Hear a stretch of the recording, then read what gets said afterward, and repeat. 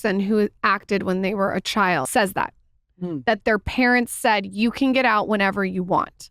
Yeah. The ones that have come on here that have had like a bad memory or a bad moment have all said that their parent was like a stage mom or a stage dad. And even Jeanette McCarthy. Jeanette McCurdy. McCurdy. Yeah, she's amazing. Her book is so good. Incredible. It's a good book. Incredible. And she and her book's called I'm Glad My Mom Died. And in it, the whole book, her mom is so up her ass to do the acting, to push her into singing, to push her. But it sounds like the key that's the common denominator is for the parent to say, if you want to walk away, we can walk away. I think the key and not just subject to entertainment is having a parent who is healthy in that regard, that like supports their kid. It's not just an entertainment, right? We've seen crazy football dads who go and like punch out a referee with like 8-year-old peewee games. They're my favorite TikTok clips. The baseball ones too are good. But you're like, what are you doing? Yeah. Like you're crushing your kid. Yeah. Like you're crushing their spirit. And so we see it in every sense, whether it's music or academics or sports. So, but yeah, I mean, I think people like Jeanette was incredibly brave and the way she was able to articulate it in her book, that it was able to resonate with so many people, I think was it's such a coup and a testament to her and her talent and ability. And I think, inevitably in the industry, so many more safeguards need to be put in place and have been put in place since we were there, but so much more needs to continue to get safer and stronger, and redundancies and safeguards and overlooks, so that we know that like if we're going to allow young people to be in business, that they are protected at all times. What was your personal life like when you were doing all this at that age? Like, were you able to go and run around with the other kids or go to school in a normal way, or was it just, you were on set? And because I imagine that would be, it's normal for you, but very, like when I look back, I'm like, that would seem very abnormal. It was. I mean, I was lucky in the sense that there wasn't social media. So I literally was going and doing this job during the day that I love that kind of comedy. I always say I grew up where my best friends were like the Fresh Prince of Bel-Air and Ace Ventura and Billy Madison.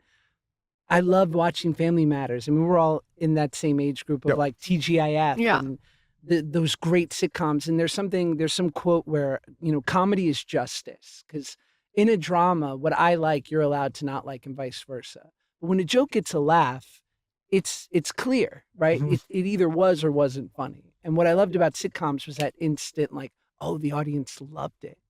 So I really enjoyed getting to do that kind of comedy, but then I would go home at 5:00 and I lived in like a little apartment in the valley, and I had my best friend who, was going to normal high school, and we would like eat, microwave pizza and watch hockey games at his house. So I was sort of living in these two worlds of painfully normal and then very odd and abnormal. What was your first big break that you had when you were a kid? And was it like this eureka moment, or was it not that? I did this movie called Snow Day for Nickelodeon. And I remember they called me and they were like, at this time I auditioned at Nickelodeon 3 times a week for something, a commercial, a TV show, something that they had at that time. But I booked this movie and it's Chevy Chase and it's Rad. 4 months in Canada. And it was like my first proper job. And I just remember being on that set and thinking like, oh, if this is it, I like this. And so, what was it like? What was like being on set with Chevy Chase? Being on set with Chevy Chase, I can't really speak to. What I can speak to is being in a hotel room with $100 room service allotment a day. I was like, this is as lit as one could be. Like, this is incredible. Like, and you become a family, and acting, or I should say movies especially, like you are this weird traveling circus of gypsies, of these people that are like, together making this thing, and they're mostly away from their families, and they're, you're spending 10, 12, 14 hours a day with each other. So you get really close, and then you have no one to hang out with after. So you all go out to dinner after. And I loved that because I was an only child. Like I loved having friends. And would your mom travel with you when you were this age? Okay, Sure. so she would. So it wasn't just you out, because I'm, a lot of actors just go out and leave their family, but your mom would actually come with you. Yes.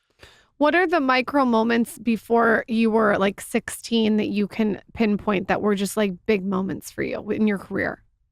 Oh, I think like obviously, getting a role that brought me out to California to move out of New York when I was 14 and on the Amanda Show with Amanda Bynes, who's like the greatest ever, like I love that show. arguably one of our most talented performers, I think, ever, I would say. And getting to be around her and learn from her. I mean, she's a bit older than me, but it was truly going from like the minor leagues of, school plays and janky stand-up clubs at 10 o'clock at night to working with someone of her experience and level. I felt very lucky.